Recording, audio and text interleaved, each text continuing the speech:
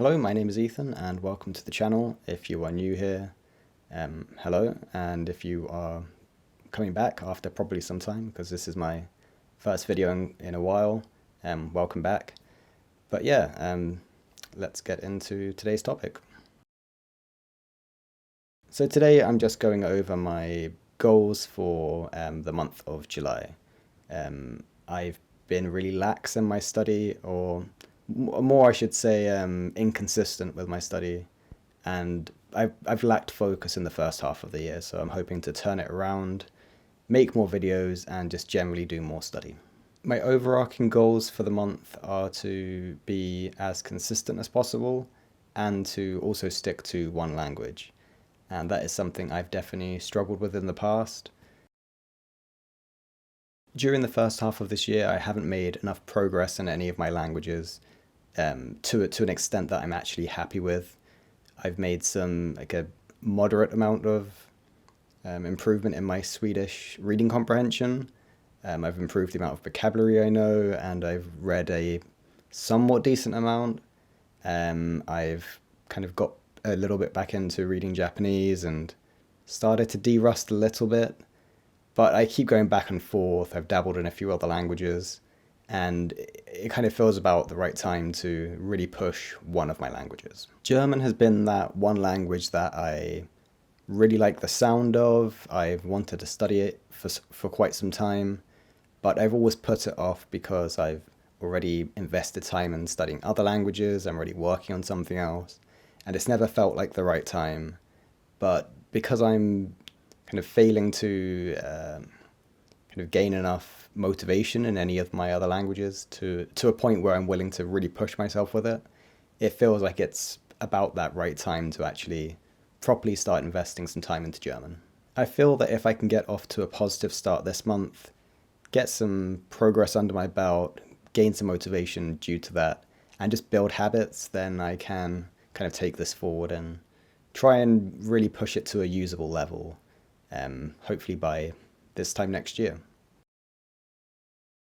There are two main resources that I want to be using for this month, and the first being LingQ, which is a reading application, and the second being Duolingo. And I know Duolingo has a bit of a mixed reputation, but I'll get into that in a sec. On LingQ, there are a series of stories called the mini stories, and there's 60 in total, and they kind of get progressively more difficult, and it's almost like a graded reader. And this month I want to focus on the first 30 of them. They cover a decent amount of kind of basic vocabulary and grammar, and I probably could do more stories than that, but I really want to get familiar with the first 30, get a solid understanding of that kind of fundamental grammar and vocab, and not really, I try and pace myself. I don't want to rush, because I have made that mistake in the past where I've really wanted to keep improving and improving, but ultimately the gaps in my knowledge crop up, and it kind of backfires in a way. If I do end up doing more than the 30 lessons, fine, but I really want to get comfortable with those first. I have used LingQ before, and it's the main resource I use for Swedish, and I have done a decent amount of reading, especially news articles and parts of books. But I know that it works, and I really enjoy it, so I have faith that it's going to be good if I stick to it. So the second resource I want to use is Duolingo, and as I said before, and to me it's actually a very underappreciated and underrated app. I'm sure some of you have used it before and have had completely different experiences to mine, but to me it's very language dependent. I've seen stuff like the Japanese tree, the Chinese tree, and they're not the best, to be honest. And even the Swedish tree, there's just a lot of missing features. But if you look at something like the German tree, the Spanish tree, the French tree, the more kind of popular European languages that are on Duolingo, the actual app is a lot more fleshed out. There's a lot more features. I think the two main features that kind of differentiate the German tree to many of the others are the tips section and also the stories. So the tips are before you start each lesson, you can actually have kind of a more of a explicit explanation of what you're going to be learning. Might be some pronunciation practice, and yeah, it's just a lot more tangible as to what you're actually going to be learning, and it just makes your kind of general comprehension a lot easier. I found that with the Swedish tree, because it didn't have that feature, sometimes I'd be progressing and I wouldn't fully grasp what I'm doing. And because the lessons compound, it gets to the point where it just becomes confusing and you feel a bit lost. So that's probably one of my favorite features. The second being the stories, and Duolingo is famous for having very obscure and random and quite frankly silly sentences. But for me, it's not really a problem because I'd say the purpose of it is just to practice, ideally inserting at some point your own vocabulary into it from other resources, and it's more of just a framework for practice, so that doesn't really bother me. But the stories actually use grammar and vocabulary from outside of the course.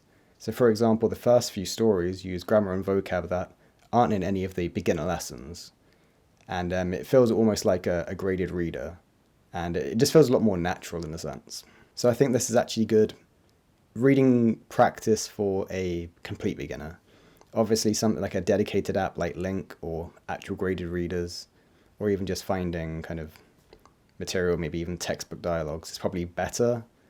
But I think it is a very good feature to kind of dip your toes into the water and start reading, really.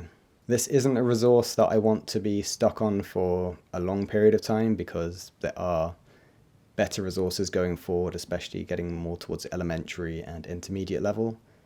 But if I kind of work my way through it relatively quickly, then I think there's definitely benefits to it, really. These two goals I feel aren't too ambitious and are certainly doable, but also if I don't complete them, for example, the Duolingo German tree, it's not the end of the world. Either way, I will improve, and I'm not going to kind of beat myself up if I don't reach the target and it spills over into August, because frankly, it doesn't really matter. But they're tough enough where it's actually going to make me work towards them and hopefully stop me getting complacent and stay consistent. But yeah, I'm really looking forward to July. Looking forward to being a bit more consistent, and I'm actually hoping to do weekly update videos throughout as well, so hopefully I can stick to that too. And yeah, that's about it for now. I'm not going to make this too long, and because I really need to actually start studying. So see you soon for hopefully the week 1 update, and yeah, catch you in the next one.